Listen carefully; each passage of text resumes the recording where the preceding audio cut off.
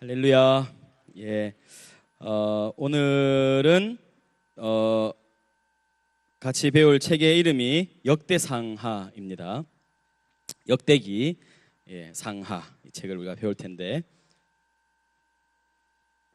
오늘 5번째 성경 학교 시간입니다. 아무도 저에게 그런 압박을 하지 않았는데 이번 6월 달까지 해서 구약을 한번 맞춰보자 이렇게 해서 말입니다. 그간 참 바쁘게 이렇게 달려왔습니다. 아무도 그렇게 저에게 강요하지 않았는데 제가 혼자서 그냥 구약을 한번 끝내보겠다고 그렇게 해서 욕심을 내다가 과연 여러분에게 얼마만큼 이 구약에 대한 이해가 좀 더 깊어지고 있는지 좀 의문이긴 합니다. 그래도 괜찮으시죠? 예, 안 괜찮다면 어떻게 할 겁니까? 그렇지요. 예. 그래서 오늘은 그동안은 여러 책들을 이렇게 살폈었는데 오늘은 한 권의 책을 두 권이죠. 상하니까. 원래 역대기는 한 권의 책입니다. 이렇게 묶여 있던 것이 이렇게 나중에 후대에 이렇게 나누어지게 되었는데 역대 상하 이 책만을 다루기 때문에 오늘은 제가 여러분에게 좀 상세히 마치 그 성경 제일 앞에 보면 나와 있는 내용들처럼 그렇게 정리해가지고 여러분에게 드렸습니다. 이 한 장 앞 뒷면 2장을 만들기 위해서 굉장히 많은 책들을 참고했습니다. 그래서 이 모든 내용은 그 책들을 다 짜집게 해서 나온 결과물이다 이렇게 생각을 하시고 저희의 창작물이 아닙니다. 그래서 여러분들 미리 말씀을 드리고 제가 아무래도 이제 이론서들은 말 자체가 좀 어렵게 돼 있지 않습니까? 그래가지고 여러분이 좀 이해하실 수 있도록 제가 그 말들을 조금씩 이렇게 매끄럽게 번역은 아니고 새로 이렇게 좀 정리하는 그런 정도만 신경을 써서 제가 해왔는데요. 오늘은 여러분들이 나중에 역대상하를 읽으시게 될 때 역대상하를 이런 관점을 가지고 읽으면 되는구나 하는 것을 아실 수 있도록 제가 이 내용들을 정리해 왔으니까 오늘은 논문 발제하듯이 이 내용을 같이 읽어가면서 그렇다고 해서 계속 읽지만 않고 여러분에게 설명드리고 하는 그런 방식으로 진행을 하겠습니다. 괜찮으시죠? 안 괜찮으면 어떡하겠습니까? 제가 늘 얘기하는 거지만 자, 첫 번째 보십시오. 저자와 기록 연대부터 보겠습니다. 역대기서의 저자는 정확히 알 수 없다. 이것이 우리의 좀 아쉬운 부분이긴 한데 정확히 알 수는 없습니다. 하지만 유대교의 전승에 의하면 주전 5세기에 살았던 율법학자 누구라고요? 예, 에스라. 이러면 에스라 그럼 공표해야 되겠죠, 그죠? 에스라 이런 사람 공표하고 펜을 딱 드시고 같이 공부해 가는 겁니다. 예, 아마 에스라가 아닐까 이렇게 유대교 전승에서는 그렇게 생각을 하고 많은 학자들도 에스라일 것 같다 이렇게 생각하는 사람이 많아요. 나중에 역대하 36장과 에스라 1장을 보면 거의 똑같은 그런 구절로 끝이 나고 시작이 되기 때문에 아마 더 그렇게 생각을 하는 것 같습니다. 어찌되었든 이 책의 저자는 전문적인 율법 교육을 받은 제사장 혹은 레위인이었을 것입니다. 기록 연대는 539년에서 332년 사이 정도가 아니겠는가, 한 200년 이렇게 크게 보는 이유는 뭐냐면 정확히 연대를 추정하기는 어렵지만 어쨌든 이 포로 이후의 그 뒤시대일 것이라고 이렇게 생각을 하고 여기 뒤에 보시면 이스라엘이 페르시아의 지배를 받던 시기로 보이는데 1에서 9장에 나오는 계보가 450년 주전입니다. 주전 450년 이후 기록임을 뒷받침하고 있습니다. 저자는요 예루살렘 성전에서 섬기는 일을 했고 성전에 보관되어 있던 기록물들을 마음껏 열람할 수 있는 사람이었을 것이다 생각이 됩니다. 그래서 여러분 제가 나중에 같이 찾아보겠지만 이런 부분들 있잖아요. 어떤 왕에 대한 기록은 호세의 사기에 기록되었다, 이스라엘 왕들의 형장에 기록되었다, 혹은 이사야의 묵시책에 기록되었다, 혹은 잇도의 묵시책에 기록되었다. 여러분 이런 거 보신 적 있으시죠? 이런 것들이 그 역대기 저자가 참고했던 성전 열람물 자료들이었던 거예요. 그래서 그런 자료들을 가지고 참고를 했다 하는 것을 꼭 여러분 기억하시길 바랍니다. 그러니까 우리가 그 성경을 잘 모르고 성경을 너무 이렇게 경외하다 보면 이 성경이 마치 하나님이 직통 계시로 해가지고 한 사람에게 한 글자 한 글자를 다 불러줘가지고 받아 쓴 것이 아닌가 이렇게 생각할 수 있는데 그런 것이 아니고 그 역대기 저자처럼 여러 역사 자료들을 참고해서 하나님의 영감 속에서 하나님의 인도하심 속에서 이렇게 기록을 했다 하는 사실들을 여러분이 좀 충분히 아시고, 하나님이 인간을 기계처럼 쓰시지 않았고 하나님 그 사람의 독특한 어떤 인격과 인성, 또 학문의 어떤 배경, 이런 것들을 통해서 기록을 하게 하셨다 하는 것들을 기록해 주시면 좋겠습니다. 그래서 여기 지금 이 기록 시기를 알 수 있는 힌트가 있는데, 여러분 역대상 3장으로 한번 가보겠습니다. 성경책을 한번 펴보세요.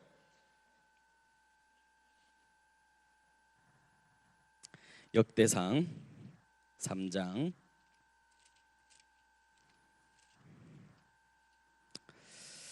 여기 끝에 보시면요, 여기 지금 3장에 나오는 거는 다윗의 자손들에 대해서 쭉 나오고 있는데, 여기 쭉 보세요. 다윗의 아들들이 이렇게 나오고요. 그러다가 10절에 보시면 솔로몬의 아들 르호보암, 그 다음 아비야, 아사, 여호사밧, 요람, 아하시야, 요아스, 아마샤, 아사랴, 우시아라 그랬죠. 요담, 아하스, 히스기야, 므낫세, 아몬, 요시야.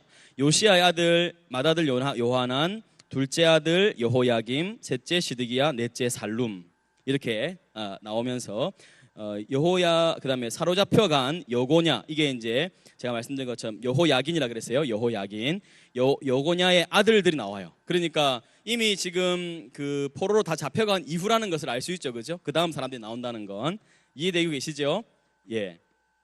그래서 그 다음부터 나오는 이름 보세요. 여고냐의 아들들은 그의 아들 스알디엘, 말기람, 부다야, 이렇게 막 나오면서 부다야, 그 다음에 수룹바벨, 하나냐, 스가냐, 스마야, 느아랴, 에료에네, 뭐 이렇게 하면서 거의 7대가 소개가 되고 있습니다. 한 세대를 30년으로 잡으면 37에 21, 한 200년 정도의 더 뒤에까지 기록이 되는 것이죠. 그래서 이 역대 상하의 기록 연대를 이렇게 포로 이후에 긴 시대로 한 200년 그 사이가 아니겠는가라고 추정하는 거예요. 그렇게 이렇게 학자들이 계속 연구를 이렇게 하는 겁니다. 여러분도 좀 이해가 되시죠, 그죠? 사실 우리가 성경을 읽으면 이런 것들을 생각해 볼 기회가 잘 없지 않습니까? 그래서 이런 성경 학교를 통해서 이런 것들을 배워가면서 성경을 또 이런 방법으로 또 깨달아가고 알아가는 것이구나 하는 것도 배우는 좋은 기회가 될 것 같다 생각됩니다. 자, 이번에 역사적 배경 보십시오. 역사적 배경은 메소포타미아의 초강대국 세 나라가 차례로 세계 패권을 차지하는 것과 관련되어 있는데요. 첫째 나라는 어디입니까? 아수르. 여러분 아수르 기억나시죠? 아수르 혹은 아시리아라고 불렸던 나라 아수르인데, 이 나라는 주전 612년에 바벨론에 의해서 패망합니다. 근데 이 나라가 722년에 북이스라엘을 정복했어요. 제가 지금 말씀드리는 이런 연도들은, 여기에 기록된 연도들은 성경을 공부하는 데 있어서 아주 필수적인 연도들입니다. 그래서 여러분들은 제가 반복해서 이 연도들이 나오기 때문에 가급적이면 이 정도의 연도는 좀 이렇게 머리에 기억을 해두시면 좋겠다, 이런 부탁도 좀 드리고 싶어요. 시험에 나오겠죠. 그러니까 예, 갑자기 눈빛들이 시험 언제 치냐 이런 이제 시험 봅니다. 마지막 시간에 책거리도 하고. 자, 그 다음은 바벨론, 갈대아 가로 돼 있죠, 그죠? 이런 뭐 같은 용어들이 좀 혼동되는데 잘 보십시오. 바벨론, 갈대아라고 할 수 있어요. 인데 주전 538년에 패망합니다. 바사에 의해서. 페르시아입니다. 바사. 그 다음에 이 바벨론이 586년에 남유다를 정복했지요.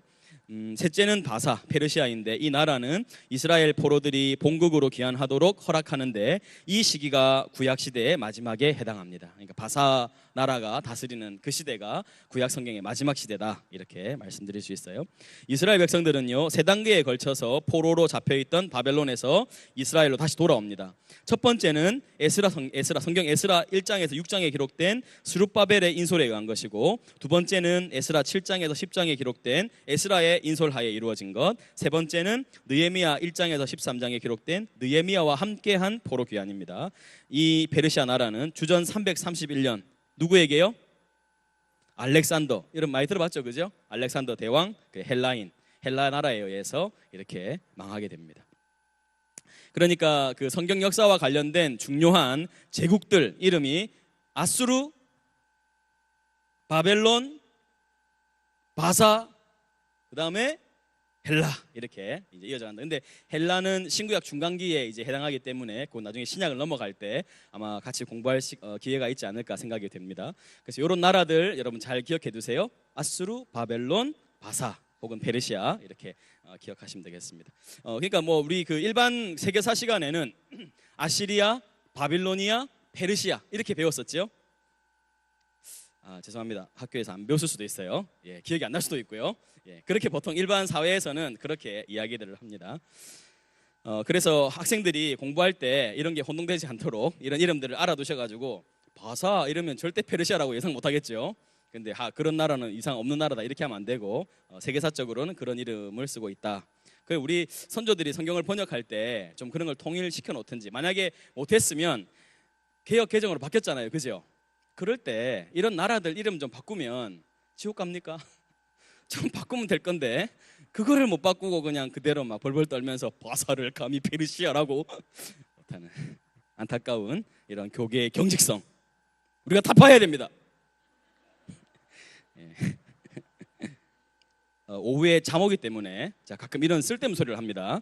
여러분 너무 이런 거에 매여가지고 저 이순범 목사가 이상한 말을 한다 이렇게 생각하시면 안 돼요. 다 여러분을 위한 팬 서비스 차원에서 제가 해드리는 거니까. 만약에 어떤 분이 한 분이라도 저에게 와서 목사님 그 진지한 성경 가르치는 시간에 왜 그런 이야기를 합니까? 라고 누가 나에게 얘기하면 절대로 그런 일 없이 앞으로는 경직된 그대로 여기 있는 내용 그대로 그냥 기록 목적 역사적 배경은 메소포타미아 조상군의 세 나라가 차례로 세계 패권을 이렇게 할 수 있다는 거 꼭 기억하시고 뭐 좋을 대로 하십시오.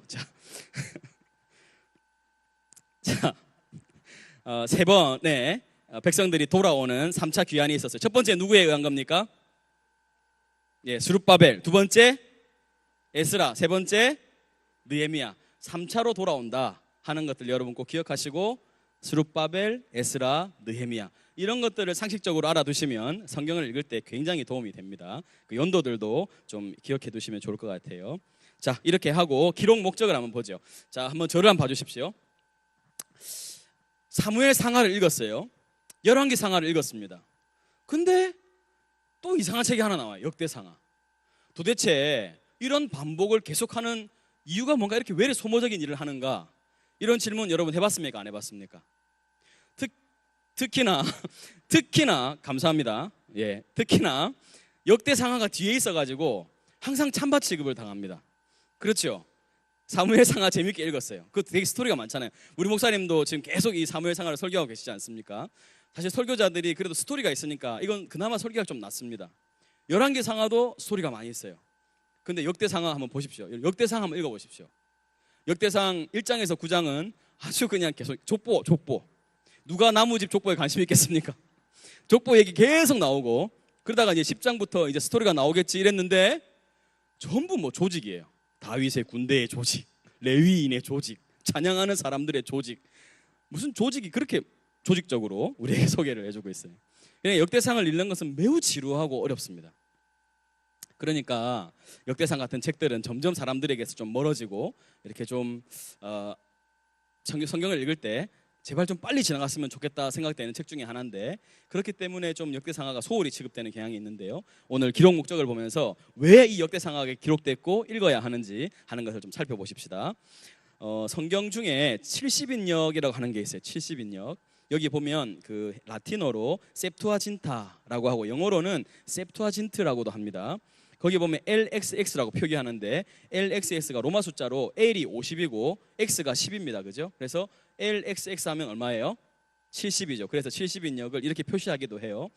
여러분 사실 이건 모르셔도 되는데 이런 것들을 좀 알아두시면 훨씬 더 풍성하게 성경을 이해할 수 있는 폭이 넓어지기 때문에 이런 말씀을 좀 드려놓으면 좋으실 것 같다 생각이 돼요. 70인역은 뭔가 하면 여러분 지금 이스라엘 백성들이 헬라에 의해서 정복이 돼 지배를 받죠. 그죠? 그러니까 여러분 다른 나라의 지배를 받으면 우리 후세대들이 어떤 언어를 쓰겠습니까?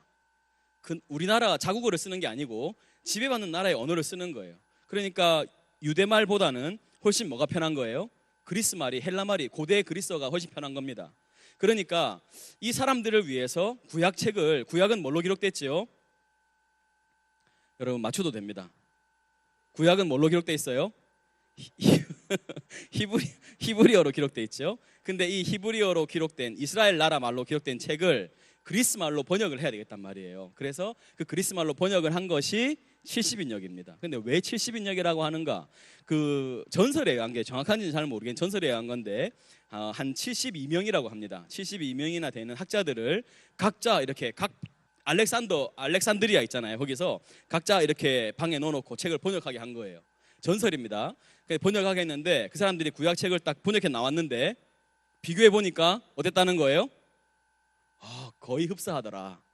그래서 하나님의 정말 섭리 속에서 이 책이 번역됐다라고 septuagin트를 높이는 사람들이 보통 그렇게 전설로 받아들입니다. 근데 이 책이 왜 중요한가 하면 여러분 신약 성경은 뭘로 기록됩니까? 신약 성경은 헬라어로 기록되죠.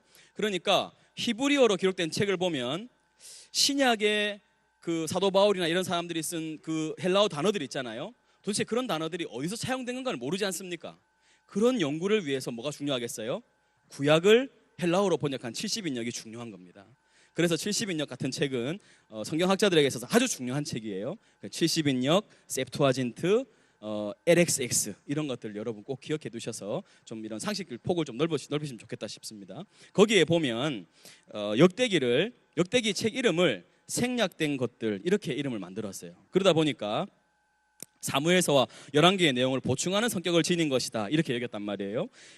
근데 이렇게 하니까 역대기의 가치와 독창성을 크게 인정하지 않을 수 있는 오해의 소지가 있는 이름을 가지고 있었어요. 근데 역대기는요 이제부터 중요한 얘기가 나옵니다. 포로에서 돌아온 백성들이 그 던지는 중요한 질문에 대해서 답을 주기 위해 기록되었다는 거예요. 분명한 목적을 가지고 기록된 책입니다. 어떤 질문들인가 하면 힘들고 실망스러운 시대를 지나고 있던 이스라엘 백성들이 이런 질문을 계속했어요. 우리는 여전히 하나님의 계획에 들어맞고 있는가? 종교적, 정치적 제도들이 얼마나 중요한 것인가? 하나님께서는 아직도 우리에게 관심을 두고 계시는가? 현재는 다윗 계열의 왕이 없고 페르시아에 굴복하고 있는데 하나님께서 다윗에게 하신 약속이 우리에게 의미가 있는가? 아직도?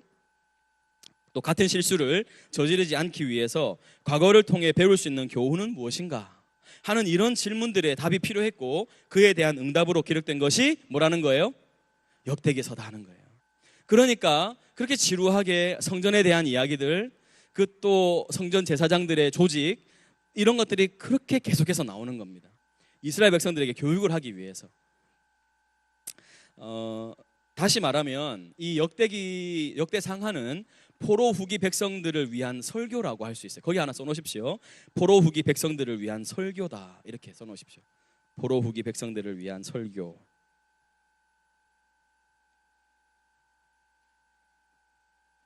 그러니까 여러분 설교니까 읽으면 어떻겠습니까?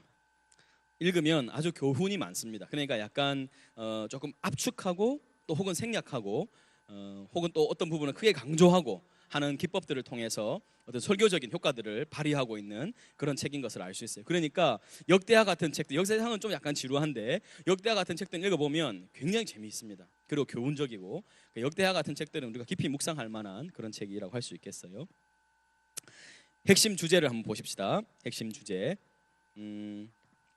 핵심 주제 들어가기 전에 아까 제가 말씀을 드리고 한번 찾아보겠다고 넘어갔는데 아까 이 역대기를 기록한 저자가 여러 책들을 참고했다 그랬잖아요. 그런 기록들을 여러분 눈으로 한번 좀 확인해 볼 수 있으면 좋겠어요. 10장 한번 가보세요. 이 사람이 어떤 책을 참고해서 성경을 기록했는가? 10장에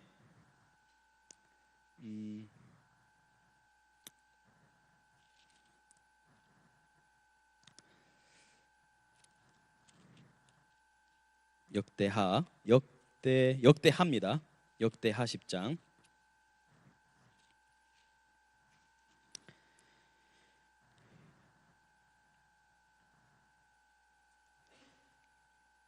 예. 죄송합니다. 역대하 9장요. 9장. 예. 그런 의도를 가지지 않았습니다. 제가 여러분을 불편하게 해드릴 9장에 여기 29절 보세요. 9장 29절 보시면 이 외에 솔로몬의 시종 행적은 뭐라고 했습니까? 선지자 나단의 글, 그다음에 실로 사람 아히야의 예언, 그다음에 선견자 익도의 묵시책 이런 것을 보고 이런 것이 기록되어 있지 솔로몬의 행적이 거기에 기록되어 있지 않냐 이렇게 얘기하면서 내가 그 책들을 참고해서 썼다. 마치 그 논문을 쓸 때 각주를 다는 것처럼 이런 책들을 참고했습니다 라고 하는 것처럼 그렇게 다는 거예요. 그러니까 아주 이게 신뢰할 만한 글들이었다 하는 것을 알 수 있죠. 여기 보면 여러분 나단 알죠? 나단 선지자 같은 사람들, 이런 사람들의 글이 있었다는 거예요. 지금은 남아있지 않습니다. 이런 책들을 통해서 참고했다. 또 한 군데 더 보십시다. 12장 가볼게요. 12장 15절 보십시오. 12장 15절. 르호보암의 처음부터 끝까지의 행적은 선지자 누굽니까? 스마야와 그 다음에 선견자 이또의 족보책, 이런 책이 있었어요. 이런 것을 보고 썼다. 한 군데만 더 봅시다. 13장 22절. 22절. 아까 이또의 묵시책이 있었는데 여기는 보세요. 22절 보시면 아비야의 남은 사적과 그의 행위와 그의 말은 선지자 이또의 뭐예요? 주석책에 기록됐다. 그러니까 이또의 묵시책도 있었고 그것을 주석한 책도 있었고 그렇다 하는 것을 우리에게 알려줍니다. 만약에 여러분 우리가 이렇게 공부하면서 보지 않으면 이런 것들 여러분 이렇게 좀 관심 있게 봅니까 안 봅니까? 감사합니다. 또 보시면 나 봅니다 막 이러면 또 내가 할 말이 없잖아요 제가. 그랬는데 마침 안 보셔가지고 감사하게 생각합니다. 그 다음에 핵심 주제 이제 한번 들어가 볼게요.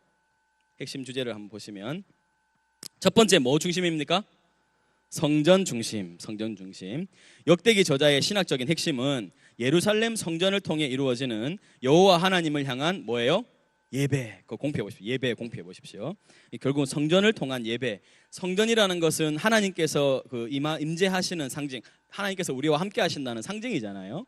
그런 곳을 통해서 이루어지는 예배가 핵심이라는 거예요. 모세를 통해 주어진 율법에 대한 충실함이 역대기 저자의 이스라엘 역사 서술에서 가장 중요한 요소라는 거예요. 율법에 대한 충실함, 그것이 가장 중요하다. 거기에 줄을 좀 끌까요? 율법에 대한 충실함. 그런 것도 좀 줄을 그어주시고, 그 다음에 하나님은 그의 백성들이 자신이 계시하신 방식대로 예배하기를 원하셨어요. 그래서 역대기는 여기 보면 언약궤에 대한 다윗의 관심. 그러니까 여러분 저기 그 사무엘서에도 보면 다윗이 그 언약궤를 가져오는 그 과정이 우리가 상세히 살펴봤지 않습니까? 근데 그 내용이 더 자세하게 나와 있어요. 언약궤에 대한 다윗의 관심, 그의 성전 건축 준비, 그리고 제사장들과 레위 사람들을 적절하게 조직하는 일에 관한 세밀한 내용이 소개되고 있습니다. 성전이 중심이기 때문에 그런 거예요. 이것이 그렇게 중요하다는 것을 알려주고 강조하기 위해서 그렇다는 겁니다. 역대하 6장에 나오는 성전 봉헌 시에 드렸던 솔로몬의 기도는 잘 계획되어 있는 것으로 불순종한 이스라엘이 새롭게 되는 장소가 성전이다 이렇게 말해주고 있어요. 저자는 성전 수리, 종교개혁과 갱신을 시작했던 왕들을 언급함으로 성전과 왕권, 그러니까 좋은 왕은 반드시 뭘 귀하게 여긴다는 거예요? 좋은 왕은 성전을 귀하게 여기고 수리하고 개혁하고 하는 그런 일들을 했다. 성전과 왕권을 연결시킨다 이렇게 말했어요. 솔로몬의 성전 역사는 아래와 같다 이렇게 해서요. 성전 봉헌을 한 사람은 누굽니까? 솔로몬이고, 첫 번째, 두 번째, 세 번째, 네 번째 수리와 개혁했던 왕들 이름 보세요. 아사, 요아스, 히스기야, 요시야. 불행하게도 성전을 파괴가 된 왕은 시드기야. 이렇게 기록이 되어 있죠. 이런 내용들을 여러분 두시고, 그래서 선한 왕으로 표현되는 아사, 요아스, 히스기야, 요시야 이런 왕들이 아주 선한 왕들로 이렇게 기록이 되어 있습니다. 자, 밑에 보십시오. 밑에 보시기 전에 우리가 이 성전을 향한 다윗의 봉헌 기도, 다윗이 아니죠, 솔로몬의 봉헌 기도, 그것을 잠깐 보고 넘어가겠습니다. 역대하 6장 한번 가보시죠. 역대하 6장.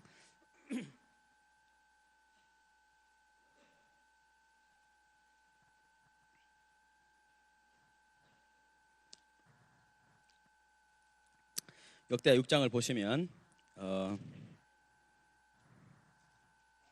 1절 보세요. 그때 솔로몬이 이르되 여호와께서 캄캄한 데 계시겠다 말씀하셨습니다. 하지만 내가 주를 위하여 거하실 성전을 건축하였사오니 주께서 영원히 계실 처소로소이다. 이렇게 하면서요 8절 보세요. 여호와께서 내 아버지 다윗에게 이르시되 네가 내 이름을 위하여 성전을 건축할 마음이 있으니 이 마음이 내게 있는 것이 좋도다. 한번 거기 줄을 그어볼까요? 이 마음이 내게 있는 것이 좋도다.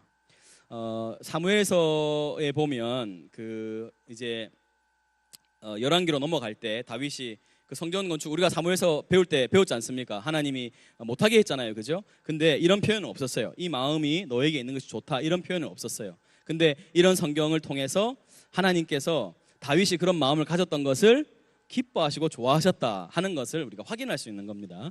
좋은 참고 자료가 되겠지요.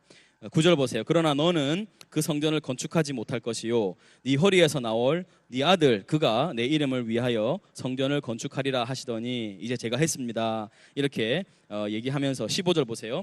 주께서 주의 종 내 아버지 다윗에게 허락하신 말씀을 지키시되, 이게 지금 계속 솔로몬이 기도하는 겁니다. 주의 입으로 말씀하신 것을 손으로 이루심이 오늘과 같으니이다. 이스라엘 하나님 여호와여, 주께서 주의 종 내 아버지 다윗에게 말씀하시기를 네 자손이 그들의 행위를 삼가서 네가 내 앞에서 행한 것 같이 내 율법대로 행하기만 하면 네게로부터 나서 이스라엘 왕위에 앉을 사람이 내 앞에서 끊어지지 아니하리라 하셨사오니 이제 다윗을 위하여 그 허락하신 말씀을 지키시옵소서. 이렇게 쭉 하면서 기도를 이제 하나님께 간구하는 기도를 하기 시작하는데, 자 24절 봅니다. 24절 만일 주의 백성 이스라엘이 주께 범죄하여 적국 앞에 패하게 되므로 주의 이름을 인정하고 주께로 돌아와서 이 성전에서 주께 빌며 간구하거든. 그러니까 이스라엘이 범죄해가지고 패하게 됐어요. 적국에게 패했어요. 근데도 주께 돌아와서 이 성전에서 기도하면 주는 하늘에서 들으시고, 25절 주의 백성 이스라엘의 죄를 사하시고 그들과 그들의 조상들에게 주신 땅으로 돌아오게 해주십시오. 이렇게 이제 얘기하면서 그 다음에 뭐 비가 내리지 않는 벌, 기근, 전염병 있을 때 메뚜기, 또 재앙 뭐 이런 것들 여러 가지 얘기하다가 32절 가보십시오. 32절 주의 백성 이스라엘에 속하지 않은 이방인도 그들이 주의 큰 이름과 능한 손과 표심파를 위하여 먼 지방에 와서 이 성전을 향하여 기도하면 주는 계신 곳 하늘에서 들으시고 모든 이방인이 주께 부르짖는 대로 이루사 땅의 만민이 주의 이름을 알고 주의 백성 이스라엘처럼 경외하게 해달라. 그러니까 이스라엘뿐만 아니고 다른 이방 나라들도 그렇게 하나님께 기도하면, 이 성전을 향해 기도하면 하나님 응답해 주십시오라고까지 기도가 되어 있는 것을 볼 때, 이 역대기 저자는 분명히 이스라엘 백성이 하나님이 이스라엘 백성만을 보고 하나님이 구원하신 것이 아니라는 것을 분명히 알고 있었고, 많은 율법에 정통한 학자들은 그렇게 이해를 하고 있었지만 잘못된 선민 사상이 계속해서 이스라엘을 잘못된 길로 인도했던 그런 역사를 우리가 우리가 알고 있습니다. 자, 그다음에 36절 보세요. 주께 범죄하지 아니하는 사람이 없사오니 그들이 주께 범죄함으로 주께서 그들에게 진노하사 그들을 적국에게 넘기심에 적국이 그들을 사로잡아 땅의 원근을 막론하고 끌고 간 후에 그들이 사로잡혀간 땅에서 어떻게 해야 됩니까? 스스로 깨닫고 그들을 사로잡은 자들의 땅에서 돌이켜 주께 간구하기를 우리가 범죄하여 패역을 행하며 악을 행하였나이다 하며 자기들을 사로잡아간 적국의 땅에서 온 마음과 온 뜻으로 주께 돌아와서 주께서 그들의 조상들에게 주신 땅과 주께서 택하신 성과 내가 주의 이름을 위하여 건축한 성전 있는 쪽을 향하여 기도하면 주는 계신 곳 하늘에서 그들의 기도와 간구를 들으시고 그들의 일을 돌보시오며 주께 범죄한 주의 백성을 용서하옵소서. 자, 여러분, 이게 지금 이 글을 읽는 사람들이 누구라고 했습니까? 이 글이 누구에게 보내진 책이라 그랬어요? 어느 시대에 있는 사람들? 포로 이후 포로에 잡혀갔다가 70년 뒤에 다시 돌아와서 있는 그 사람들을 위해서 기록된 책이라 그랬어요. 그러니까 그런 사람들이 이 솔로몬의 기도를 보면 어떤 생각을 하겠습니까? 우리가 적국에 잡혀갔던 이유는 무엇인가? 솔로몬이 기도했던 것처럼 우리가 하나님의 말씀을 듣지 않아서 하나님이 적국에 패하게 했고, 그래서 우리가 잡혀갔고 우리가 다시 회복이 되었는데, 그 이유는 내가 안 했을지라도 누군가 하나님 앞에 깨닫고 돌이켜서 기도하고 용서를 구하고 하나님께 전심으로 돌아왔기 때문에 우리가 다시 이렇게 하나님의 약속하신 70년이 차서 돌아오게 되었고, 그럼 오늘 우리가 이 땅에서 어떻게 살아가야 될 것인가? 하나님이 세워진 성전 안에서 그분을 계속해서 경배하고 예배하고 내 마음 전심으로 주님을 섬기면 주님께서 우리에게 복을 허락하실 것이다 하는 것을 알게 되겠죠. 그러니까 여러분이 설교라고 그랬지 않습니까? 이런 내용을 그대로 가르쳐 준 겁니다. 자, 한 가지 중요한 힌트를 좀 알려드리면, 시편도 그렇지만 여러분 지금 이 6장 전체는 솔로몬의 기도입니다. 솔로몬이 성전을 딱 봉헌하고 하나님께 이 기도를 올려드렸어요. 자, 그럼 여러분 생각해 보십시오. 이 내용이, 이 긴 내용이 그대로 남아있다는 건 솔로몬이 기도를 그냥 아무 생각 없이 막 했다는 거예요? 아니면 미리 준비해서 했다는 겁니까? 잘 모르시겠습니까? 여러분, 솔로몬이 이 기도를 드리기 위해서 그냥 성전 봉헌 날 하는 날 가가지고 하나님 이렇게 두 손을 들고 막 혼자 기도했다는 거예요? 아니면 미리 다 기록하고 검토하고 준비해서 했다는 겁니까? 준비한 겁니다. 많은 분들이 대표 기도를 시키면 기록해서 쓰는 것이 무슨 잘못인 줄 알아요. 즉흥적으로 하나님께서 주시는 영감대로 해야 되는데 미리 써와서 은혜 떨어진다 이렇게 말씀하는 분들이 있어요. 절대 아닙니다. 여러분 시편은 다 기록, 그 다윗이나 하나님 백성들의 기도죠. 그 기도가 왜 다 남아 있습니까? 왜 다 남아 있어요? 기도를 그냥 한 게 아니고 기록하며 했다는 거예요. 여러분 다윗이 사울에게 쫓겨다 죽음의 위기 속에서도 하나님을 향해서 뭐 했습니까? 기도하고 찬양했지요. 그 중에도 그 가운데서도 다윗의 유일한 힘은 하나님께 기도하는 거였어요. 그 기도를 기록하고 하나님께 올려드리고 했던 거예요. 마치 이순신 장군이 그 전쟁 중에 뭘 썼습니까? 난중일기를 썼던 것처럼 그 어려운 중에도 하나님께 기도하는 것을 꾸준히 썼다는 거예요. 자, 그러니까 여러분 기도 안 될 때 기도의 한 방법으로 기도를 글로 쓴다 이렇게 하는 거 잘못된 거예요? 옳은 거예요? 아주 옳은 거예요. 아주 옳은 겁니다. 글로 쓰는 기도도 매우 좋은 기도입니다. 너무 또 기도가 안 된다 그럴 때는 시편의 기도를 뺏겨 써보는 거예요. 그것도 아주 좋은 기도입니다. 또 역사 속에서 위대한 하나님의 사람들이 하나님께 올려드렸던 기도의 선집들이 굉장히 많이 있어요. 기도가 안 될 때 그런 선집을 펼쳐놓고 하나님께 그 기도를 올려드리는 거 잘못된 걸까요? 이건 내 기도 아닌데 아닙니다. 그냥 여러분 이런 것들의 편견을 자꾸 깨나가야 됩니다. 그래서 앞으로 이렇게 기도하실 때 다 기록해서 하나님께 정성스러운 마음으로 준비해서 하나님께 기도를 올려드리는 것도 매우 좋은 것이므로 그렇다고 해서 뭐 안 쓰고 기도하면 안 된다 이런 건 아닙니다. 근데 가급적이면 제가 볼 때는 이렇게 다 기록을 해서 정갈하게 하나님께 계속 막 아버지 주님 이거를 계속해서 막 기도하시면서 몇 번을 정말로 아버지 주님 이걸 반복해서 찾지 말고 정갈하게 기록해서 이렇게 다 기도하면 훨씬 더 보기가 좋지 않은가. 죄송합니다. 몇 분 이렇게 마음에 또 부담을 느끼실 수 있는데 그런 것들을 좀 배우면 좋겠다 이런 생각이 좀 들었습니다. 반대 의견이 있을 수 있는데 이거는 뭐 법은 아니니까요. 또 자유롭게 이런 이야기들을 또 토론하면서 같이 이야기해 보는 것도 아주 좋은 주제가 되겠다 싶습니다. 자, 그리고 나서 지금 여기 다윗 그 밑에 한번 보실게요. 그 성전 역사 그 아래 다윗과 솔로몬 및 히스기야와 요시야 같은 모범적 인물들에 대한 긴 이야기나 역대상 3장의 다윗의 긴 계보 그리고 다윗에게 주신 왕조에 대한 약속이 지속할 것을 정기적으로 언급하는 것은 회복 공동체를 위해서 다윗적인 통치가 다시 등장하기를 바라는 이스라엘 기대를 나타내고 있어요. 그러니까 이 사람들이 이런 그 모범적인 사례들을 보면서 다시 그런 왕들이 나타나기를, 결국 이것이 누구에까지 가게 되는 거예요? 메시아, 우리를 구원하실, 우리를 영원히 구원해 주실 그리스도에 대한 그런 대망 사상으로 나타나게 되는 것입니다. 자, 역대기 내내 나오는 성전과 왕권 간의 밀접한 연관은 성전을 다시 건축하는 것이 바로 다윗 왕조가 새롭게 되는 것임을 나타내고 있었어요. 그러므로 포로 이후에 복귀 백성들의 가장 중요한 임무는 뭐겠습니까? 성전을 재건하는 것이었어요. 그래서 여러분 그 포로 이후에 기록된 학개, 스가랴, 말라기, 에스라, 느헤미야 이런 책들이 다 뭐와 연결되어 있습니까? 성전과 관련된 거예요. 성전을 건축하고 성전을 건축해야 되는데 건축하지 않아가지고 그걸 책망하고 하는 그런 내용들로 포로 이후의 기록들은 대부분 이루어져 있다 하는 것입니다. 여러분 이렇게 하니까 조금 이제 성경에 대한 이해가 좀 더 넓어지시죠, 그죠? 예. 자, 그리고 뒤로 넘기시고 두 번째 주제인 율법에 대한 순종으로 넘어가기 전에 이 그 성전을 조직하면서 다윗이 아주 특이한 일들을 많이 했는데 아마 하나님께서 그 일이 되게 기쁘셨던 것 같아요. 그래 우리 같이 좀 볼 텐데요. 역대상 16장으로 한번 가보겠습니다. 다윗이 이렇게 성전을 개편하고 조직하고 하면서 어떤 일들을 했는가 한번 역대상 16장 한번 보십시오.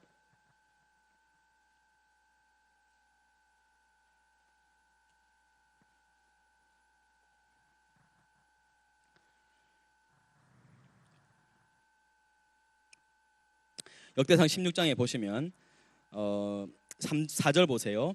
또 레위 사람을 세워 여호와의 궤 앞에서 섬기며 이스라엘 하나님 여호와를 뭐 했습니까? 칭송하고 감사하며 찬양하게 하였으니. 제가 공표하라는데 하십시오. 칭송, 감사, 찬양 그 세 개를 공표 한번 해보십시오. 이게 여러분 그 제가 여러분에게 드리는 팁인데 하나님 제일 좋아하시는 세 가지 종합 선물 세트입니다. 뭐예요? 칭송, 감사, 찬양. 칭감찬. 우리 하나님이 제일 좋아하는 세 가지 종합 선물 세트. 뭐라고요? 칭감찬, 칭송, 감사, 찬양. 우리 하나님 제일 좋아하시는 다윗이 성전을 성전을 새롭게 이제 정비하면서 레위인들을 조직하면서 이런 사람들을 세워가지고 자 어떻게 하는지 보십시오. 여기 이제 아삽 이런 사람들이 시편에 주로 나오는 이름들이죠. 이제 찬양하는 사람들이에요. 아삽, 그 다음에 아삽은 우두머리요. 그 다음에 스가랴, 여히엘, 스미라못, 여히엘, 마띠디야, 엘리야, 분하야, 오베데돔, 여히엘이라. 비파와 수금을 타고 아삽은 재금을 힘있게 치고 뭐 이러면서 제사장 분하야와 야하시엘은 항상 하나님의 언약궤 앞에 나팔을 불었다. 이러면서 이제 찬양하는 사람들이 막 나와요. 자 37절 보세요. 다윗이 아삽과 그의 형제를 여호와의 언약궤 앞에 있게 하며 항상 그 궤 앞에서 섬기게 하되 날마다 그 일대로 하게 하였는데 뒤에 41절 보세요. 이 사람들이 40절 보세요. 40절 항상 아침 저녁으로 번제단 위에 여호와께 번제를 드리되 여호와의 율법에 기록하여 이스라엘에게 명령하신 대로 다 준행하게 하였고 41절 또 여호와의 인자하심이 영원하심으로 그들과 함께 헤만과 여두둔과 그리고 택함을 받아 지명된 나머지 사람을 세워서 뭐 하겠습니까? 여러분 이 사람들의 일이 뭐예요? 감사하는 게 이 사람 일이에요. 아침 저녁으로 번제를 드리면서 이 사람들 세워가지고 뭘 하게 했냐면 감사하게 했어요. 감사. 하나님이 이것을 아주 기쁘게 여기셨어요. 그 언약궤 앞에서 항상 이렇게 비파치고 수금 나팔 불고 하면서 아침 저녁으로 계속 감사. 아까 하나님 좋아하는 선물 세트 뭐라고요? 칭송, 감사, 찬양 이걸 계속 하는 거예요. 여러분 역대상 읽어보시면 뒤에도 이런 얘기 계속 나옵니다. 23장 한번 가볼게요. 23장 이게 레위 사람의 일에 대한 소개인데요. 23장 보시면 23장부터 레위 사람의 일이 소개되면서 24장 제사장 직분 맡은 사람들, 그 다음에 25장에 찬송을 맡은 사람들 나와요. 찬송을 맡은 사람들. 25장 1절 보세요. 다윗이 군대 지휘관들과 더불어 아삽과 헤만과 여두둔의 자손 중에서 구별하여 섬기게 하되 수금과 비파와 재금을 잡아 신령한 노래를 하게 하였으니 그 직무대로 일하는 자의 수요는 이렇다. 이러면서 3절 보세요. 여두둔에게 이르러서는 그의 아들들 그달리야와 스리와 여사야와 시므이와 하사베아와 마띠디야 6사람이니 그의 아버지 여두둔의 지휘 아래 수금을 잡아 신령한 노래를 하며 뭐 했어요? 여호와께 감사하며 찬양하고 이런 게 계속 나옵니다. 그러면서 지금 그 뒤에 7절 이후로 보면 288명이 하나님을 찬양하는 찬양대로 이렇게 세워지는 것을 볼 수 있습니다. 감사하는 게 일이었습니다. 다윗이 사람을 시켜가지고 아침 저녁으로 계속 하나님께 감사하게 했어요. 자, 여러분에게 제가 한번 묻고 싶습니다. 여러분은 신약 시대에 바울이 우리들은 뭐라 그랬습니까? 너희가 하나님의 뭐 나와야 되잖아요. 너희가 하나님의 성전인 것과 하나님의 영이 너희 안에 거하시는 것을 알지 못하느냐. 한 번 더 합시다. 너희가 하나님의 성전인 것과 하나님의 영이 너희 안에 거하시는 것을 알지 못하느냐. 이렇게 말을 했어요. 오늘 우리는 무엇입니까? 하나님의 성전이에요. 그러면 오늘 우리에게서 매일매일 일어나야 될 게 뭘까요? 하나님께 한 감사가 매일매일 일어나야 돼요. 칭감찬. 아침에 눈을 떠서 여러분 제일 먼저 하나님께 올려드릴 내용이 뭐야 되겠습니까? 입을 딱 떼자마자 짜증나. 아침에 밤새도 잠 못 자고 막 또 밥 해야 된다 막 밥충이들 막 남자들 또 일 나가야 돼 힘들어 이러지 마시고 아침에 딱 눈 뜨자마자 뭐 해야 됩니까? 하나님께 감사. 하나님 오늘 하루를 또 허락해 주셨습니다. 감사합니다. 하나님이 하루를 하나님과 동행하고 하나님을 위해 살게 해 주십시오. 지혜를 주십시오. 하나님께 찬양과 감사를 올려드리는 그렇게 하루를 마감할 때 어떻게 되겠습니까? 눈 잠들 때까지 TV를 보다가 끝까지 TV를 보다가 딱 잠들어 이렇게 리모컨을 떨어뜨리면서 잠들어요. 이렇게 그러지 마시고 어떻게 해야 되겠습니까? 제가 그렇게 끝까지 막 또 아내랑 막 싸우다 다투다가 에이 막 자자 막 이러지 애하고 끝까지 싸우다가 애 문 팡 닫고 들어가고 내가 저런 걸 배 아파 나왔다면서 으이 막 이래 자고. 아무리 힘든 일이 있었어도 주무실 때 어떻게 되겠습니까? 하나님, 오늘 하루가 비록 뒤숭숭하였지만 하나님 그래도 오늘 하루를 살았습니다. 하나님 감사합니다. 진감찬. 잊지 마세요. 자, 그 다음에 율법에 대한 순종 보십시오. 역대기 기자는 한 공동체의 안전이 왕이 존재하느냐 하지 않느냐에 있는 것이 아니고 율법과 선지자의 말에 순종하느냐의 여부에 있음을 강조합니다. 충성스러운 다윗 계열의 왕들은 가장 중요한 특징으로 뭐에 충실합니까? 율법에 충실하였고 또한 선지자의 말씀을 존중했습니다. 그러나 불충한 왕들은 선지자의 말씀을 경홀히 여겼다가 어떻게 되죠? 스스로 망합니다. 그래서 사무엘이나 열왕기보다 더 많은 선지자의 사역을 언급하고 있는 것이 우연이 아닌 것이에요. 그래서 그 다음에 여호사밧의 말은 역대기 기자의 관점을 가장 잘 드러내준다 하겠습니다. 너희는 너희 하나님 여호와를 신뢰하라. 같이요. 그리하면 견고히 서리라. 그의 선지자들을 신뢰하라. 그리하면 형통하리라. 이렇게 기록이 되어 있는 겁니다. 그 다음에 있는 것이 이제 메시아 대망 사상인데요. 역대기 기자는 다윗과 솔로몬을 이상화시키고 있어요. 이상한 인물이 아니고 이상적인 인물로 묘사하고 있습니다. 그래서 이들의 이상적 모습에 해가 될 만한 요소들은 과감히 생략합니다. 다윗이 헤브론에서 왕이 된 사실, 사울의 집과 다윗의 집이 다툰 것, 아브넬과 타협한 것, 다윗의 아내 미갈과의 문제, 아브넬과 이스보셋의 살해, 이런 건 언급 안 합니다. 그리고 기자는 사울이 죽은 후에 다윗이 곧바로 전 이스라엘 위에 왕으로 기름 부음 받았고 백성들의 전폭적인 지지를 받은 것으로 그렇게 기록하고 있는데요. 왕으로 등극한 이후에는 다윗이 밧세바와 범한 죄, 암논의 죄와 죽음, 압살롬의 형제 살해, 아버지에 대한 반역, 다윗의 예루살렘으로부터의 도주, 시바와 시므이의 반역, 그 밖에 다윗의 통치에 흠이 있는 부분은 아예 언급하지 않습니다. 그의 인구조사 외에는 흠없는 인물로 묘사되는데 인구조사도 사탄이 다윗을 충동했다 이렇게 표현합니다. 자, 그 다음에 솔로몬 역시 마찬가지인데요.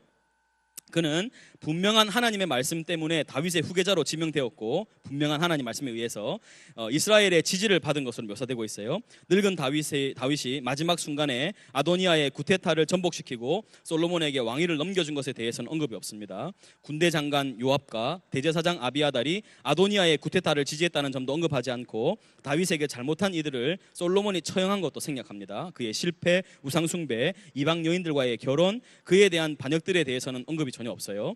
왕국 분열의 잘못도 솔로몬이 아니라 르호보암과 여로보암에게 잘못이 있다고 돌려버립니다. 솔로몬의 묘사는 거의 다윗에게 흡사할 정도로 역대기에선 매우 호의적으로 나타나죠. 따라서 역대기의 다윗과 솔로몬은 역사적 인물일 뿐만 아니라 역대기가 소망하고 있는 메시아 왕의 예표로서 해석되어야 하는 것입니다. 결국 역대기 기자는 독자들에게 신앙으로 그들의 정체성을 재확인할 것과 성전과 예루살렘과 이스라엘에 관한 여호와의 말씀을 성취할 다윗의 자손이, 이거 여기 줄 것이십시오. 다윗의 후손이 장차 올 것이라는 희망을 품을 것을 호소한다. 다윗의 후손이 장차 올 것이다. 이게 누구시죠? 그러니까 솔로몬과 다윗을 통해서 그 메시아를 기대하게 하는 완전한 우리의 왕이 오실 것이다 하는 것을 기대하게 만드는 그런 역할을 했다는 것이죠. 그래서 공부를 해보면 이스라엘 사람들이, 특별히 그 유대인들이 예수님이 오셨을 때 예수님을 메시아로 인정을 못합니다. 왜냐하면 이들이 기대하는 메시아는 어떤 사람이에요? 솔로몬 같고 다윗 같은 이런 아주 이상적이고 아주 능력 있고 정치적으로, 경제적으로, 그리고 군사적으로도 아주 힘 있는 사람으로 올 거라고 생각했는데 예수님 어떻게 왔어요? 예수님은 아주 가난하고 힘없고 사람 보기에 흠모할 것이 없는 그런 모양으로 오셨단 말이에요. 그래서 유대인들이 예수님을 메시아로 인정을 못합니다. 이런 과정이 유대인들이 예수님을 배척하게 되는 그런 것과 연결이 돼 있어요. 자, 이런 것들도 여러분 기억해 두시고, 자, 그 다음에 핵심 구절을 한번 보겠습니다. 핵심 구절은 역대하 7장 12절에서 16절. 아까 우리 역대하 6장이 뭐였습니까? 솔로몬의 성전 봉헌 기도였죠. 기억나시죠? 그래도 하나님이 7장에 응답하십니다. 우리 거기 가봐야 되겠어요. 핵심 구절이 있다 그러니까 역대하 7장으로 한번 가보겠습니다.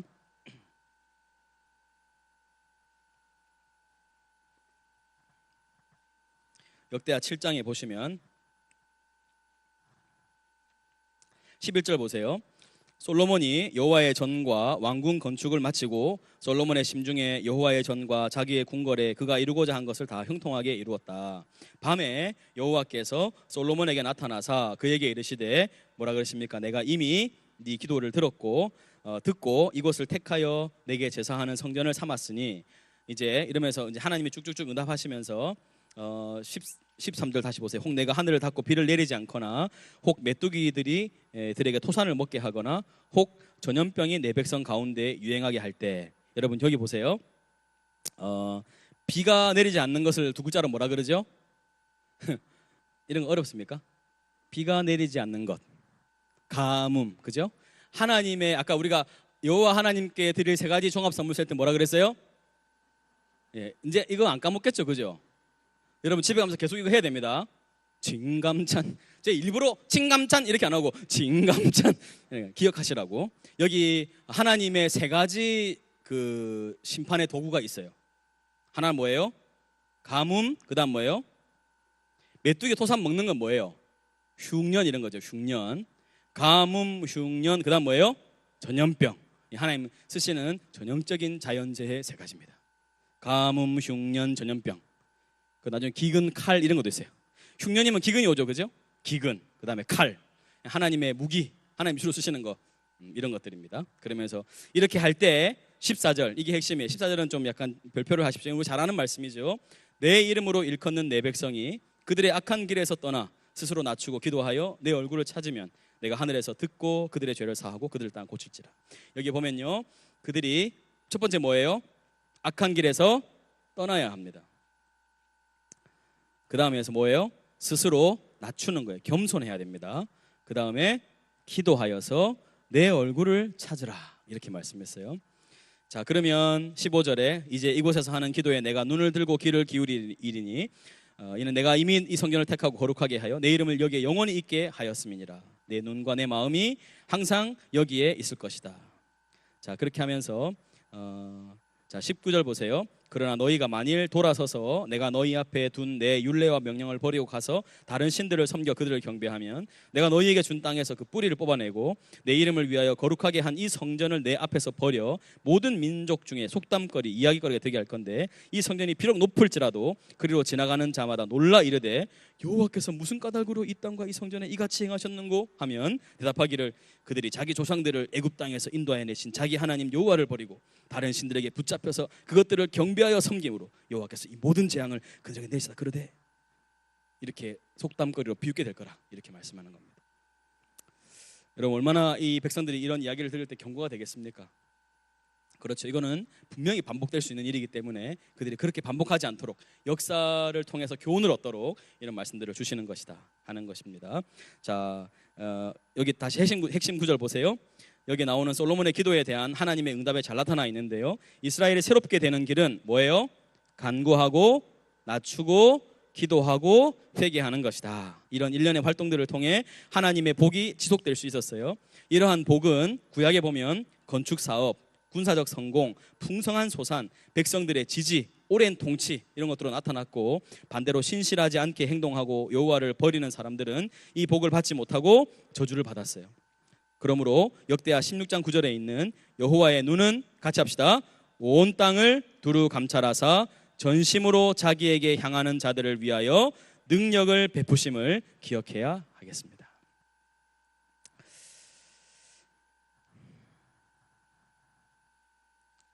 자, 그래서 우리가 36장에 한번 결론을 한번 보겠습니다. 36장 역대하 36장 한번 결론을 보십시오. 하나님이 말씀한 대로 이것이 이루어졌다 하는 것을 보여주는데요. 14절 보세요. 36장 14절. 모든 제사장들의 우두머리들과 백성도 크게 범죄하여 이방 모든 가증한 일을 따라서 여호와께서 예루살렘에 거룩하게 두신 그의 전을 더럽게 하였으며 그 조상들의 하나님 여호와께서 그의 백성과 그 거하시는 곳을 아끼사 부지런히 그의 사신들을 그의 백성에게 보내어 이루셨으나 그의 백성이 하나님의 사신들을 비웃고 그의 말씀을 멸시하며 그의 선지자들을 욕하여 여호와의 진노를 그의 백성에게 미치게 하여 회복할 수 없게 하였으므로. 자, 하나님이 갈대아 왕의 손으로 그들을 치셨다. 20절, 그 칼에서 살아남은 자를 그가 바벨론으로 사로잡아가매 무리가 거기서 갈대아 왕과 그의 자손의 노예가 되어 바사국 페르시아가 통치할 때까지 이르렀다. 538년.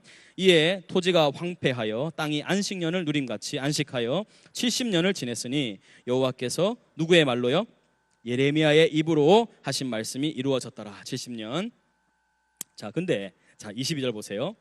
이게 이제 그럼에도 불구하고 다시 희망을 갖게 하는 그런 구절인데, 바사의 고레스 왕 원년에, 이게 몇 년이에요? 538년. 예. 여호와께서 예레미야의 입으로 하신 말씀을 이루시려고 여호와께서 바사의 고레스 왕의 마음을 감동시키심에 그가 온 나라에 공포도 하고 조소도 내려 이르되 바사 왕 고레스가 이같이 말하노니 하늘의 신 여호와께서 세상 만국을 내게 주셨고 나에게 명령하여 유다 예루살렘에 성전을 건축하러 하셨나니 너희 중에 그의 백성된 자는 다 올라갈지어다. 너희 하나님 여호와께서 함께 하시기를 원하노라 하였더라. 이렇게 이 백성들이 그런 그 포로 중에도 하나님이 약속하신 것을 지키시고 그 신실하신 하나님의 약속에 의해서 다시 돌아오는데 그 이방 나라의 왕의 입을 통해서 다시 돌아오게 되는 것을 보게 하셨어요. 바로 다음 책 이름이 뭐죠? 에스라. 넘겨봅니다. 에스라 1장을 한번 보세요. 에스라 1장. 바사왕 고레스 원년. 몇 년이요? 538년.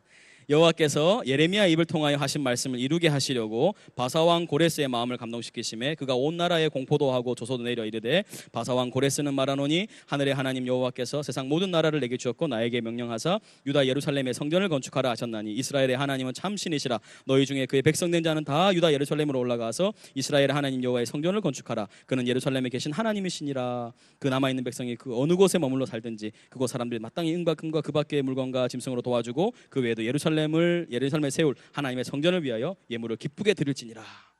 여러분, 이 고레스의 그 칙령이 좀 더 상세하게 나와 있죠, 그죠? 근데 거의 끝에 그 36장의 끝에 있는 거하고 여기 있는 거하고 어떻습니까?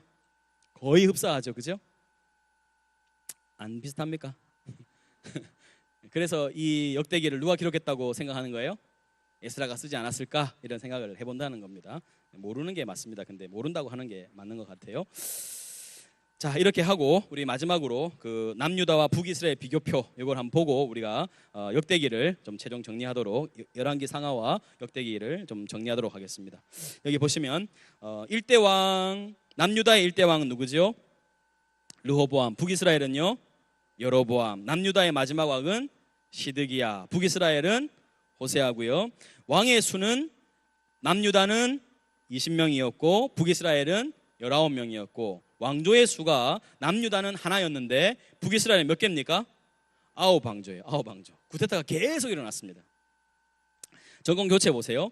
국왕 살해가 4번 일어납니다. 그 남유다에도 여기 보면 아달랴, 요아스, 아마샤, 아몬 이런 사람들이 나라에 의해서, 나라의 백성들에 의해서 죽임을 당합니다. 그렇지만 그건 구테타가 아니었어요. 계속 왕권이 이어집니다. 근데 북이스라엘은 보면 대부분 암살됐고 구테타가 발생했었습니다. 선한 왕은 8명이 남유다는 선한 왕으로 평가되는데 여러분 받았어요. 아사, 여호사밧, 요아스, 아마사, 우시야, 요담, 히스기야, 요시야 이런 사람들이었어요. 그냥 쓰지 말라고 제가 빨리 읽은 겁니다. 예, 아사, 여호사밧, 요아스, 아마사, 우시야, 요담, 히스기야, 요시야 이런 왕들이 선한 왕으로 8명인데요 평가됐고 북이스라엘은 선한 왕이 있어요, 없어요? 선한 왕이 없습니다. 지파는 남유다는 2지파였고 여기 10지파였어요. 수도는요, 남유다는 예루살렘, 북이스라엘 보니까 세겜에서 디르사에서 사마리아로 이렇게 바뀌었습니다. 특성을 보면 종교와 정치 중심지가 일치됐죠. 남유다는. 북이스라엘은 종교와 정치 중심지가 분리되어 있었습니다. 개혁 여부를 보면 아사, 여호사밧, 히스기야, 요시야 이런 사람들이 개혁을 계속했지만 북이스라엘은 예후만 부분적으로 개혁을 단행했고 이 사람도 뭐 하나님 말씀 지키지 않고 그런 사람이었죠. 멸망 우리가 계속 반복하고 있는데 남유다는 어디입니까? 586년 바벨론에 의해서, 북이스라엘은요 722년 아수르에 의해서 그렇게 됐습니다. 멸망 이후에 아까 보니까 남유다는 어떻게 됐죠? 3차에 걸쳐서 포로에서 귀환합니다. 1차는 누구요? 이러면 이런 순간마다 여러분 머리를 막 치고 싶죠. 막 이 돌머리. 저 1차 누구예요? 예, 스룹바벨. 2차, 3차, 예, 이렇게 해서 기억하십시오. 그 다음에 북이스라엘은 어땠습니까? 한 사람도 돌아오지 못하고 봤죠. 사마리아를 어떻게 했습니까? 혼혈되게 했죠. 혼혈 정책을 써가지고 섞어버려가지고 혼혈이 되게 하고, 포로로 잡아간 사람도 다 나라에 흩어지게 해가지고 이 사람들이 이제 북이스라엘이라는 정체성 아예 사라져버리게 만들었어요. 그러니까 이제 유대인이라고 하면 남유다 백성들, 그러니까 유대인이라고 이렇게 부르는 거죠. 유다인 이렇게 된 겁니다. 자, 그리고 남유다는 몇 년간이요? 345년의 왕조를 이어갔고, 북이스라엘은 209년으로 그쳤습니다. 자, 이렇게 해서 이제 유다 나라, 이스라엘 나라의 역대기를 이렇게 마치게 되겠습니다. 예, 같이 기도하고 오늘 마치겠습니다.